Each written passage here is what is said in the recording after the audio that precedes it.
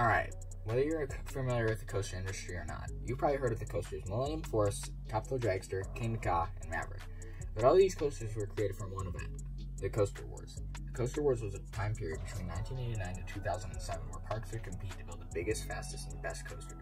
And this revolution will all be started at the hand of Dick Kinzel. In early 1988, Dick Kinzel would start laying the plans for their new ride, Magnum XL 200. Dick would be heavily inspired by the ride Bandit at Yomiuriland. During a time where rides were heavily inversion-based, Bandit would instead focus on other forces such as laterals and big turns and hills. This design style is extremely prevalent on Magnum. The planning began when Cedar Fair originally plans to partner up with Togo, the same people who made Bandit. Somewhere in the planning phase, Togo would be phased out and replaced with Arrow. Arrow would pitch a 180-foot tall coaster with trains similar to those found on mine trains. Somewhere in that meeting, someone brought up the idea to raise the height up to 200 feet, and Dick immediately signed off on this idea and coined the term a hypercoaster and marketed it as the tallest, fastest, and longest coaster in the world.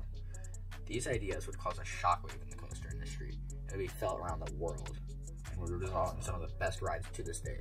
This was just the beginning of the Coaster Wars, and Cedar Point knew they had a winner on their hands, but little they know, this would spark a roller coaster revolution with innovation for years to come.